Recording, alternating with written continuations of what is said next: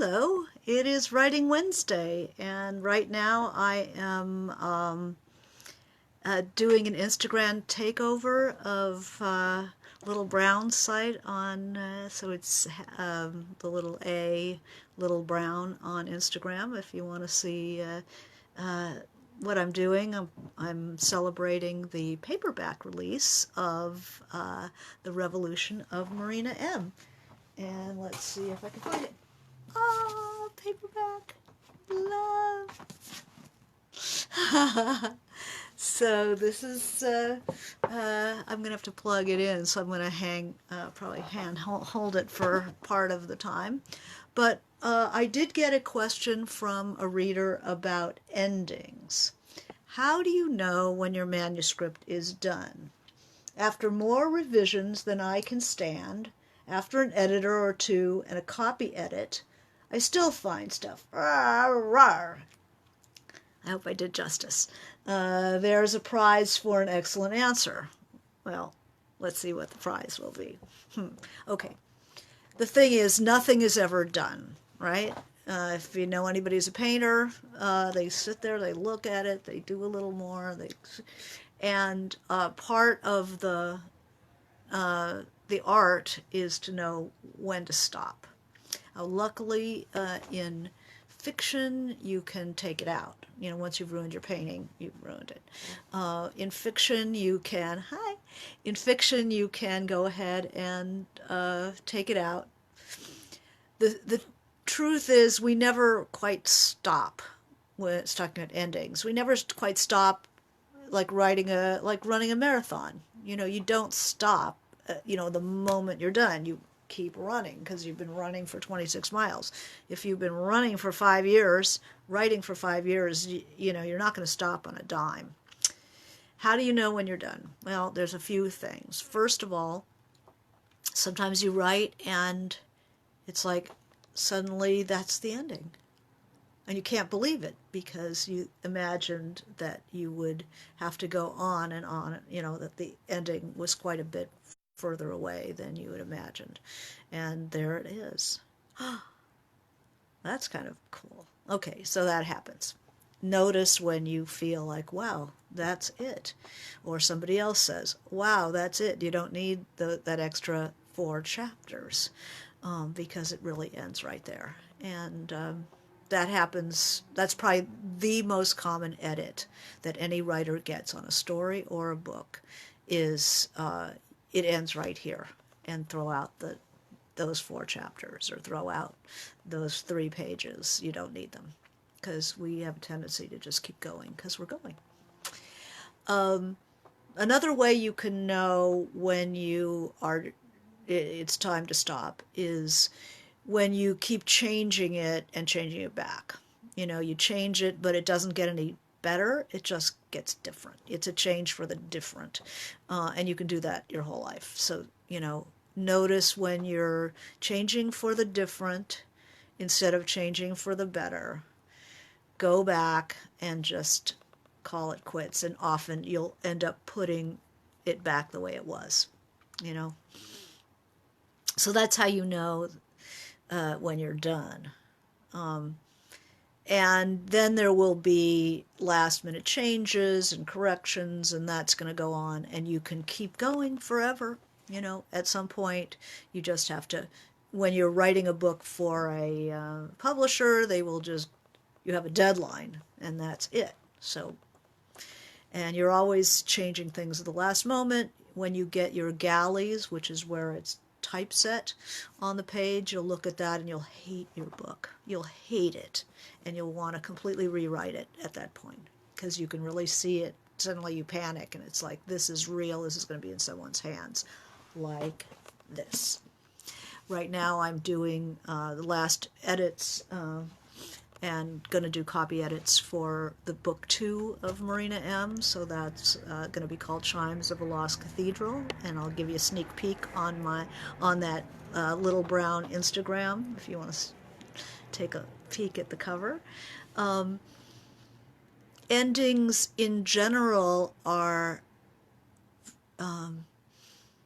they're very delicate things. You want to leave the reader with a feeling. And sometimes the climax is not quite the end. You might have a little coda. But for my mind, especially in long fiction, you want to have something that resonates. You know, I say you want to hit the big gong. Bong! And then that reverberation travels back through the book and pulls the whole thing together and puts it deep inside the body of the reader like a big gong. And I suffer over my endings to make sure that the reader feels really complete, really full,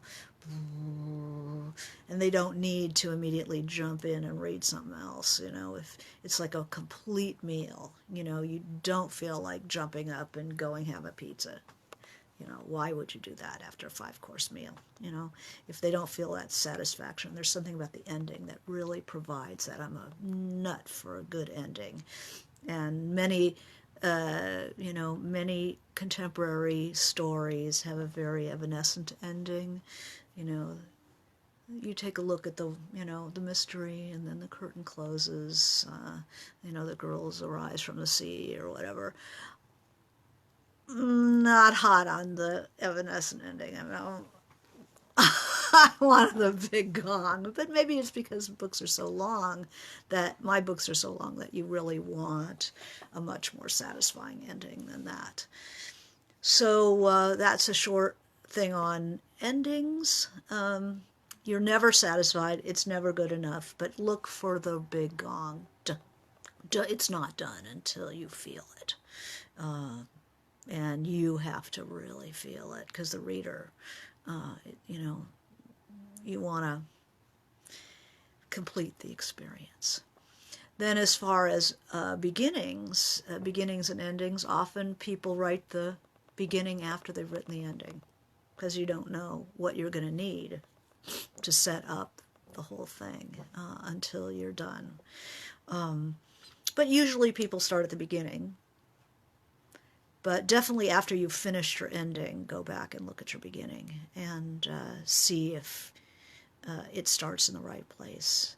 Beginnings are a setup, setup and payoff. So beginnings, you create the expectation, you create the world that you're going to bring the reader into. So the reader begins and they want to see where they are, who they are, what the hell is going on, what is this world.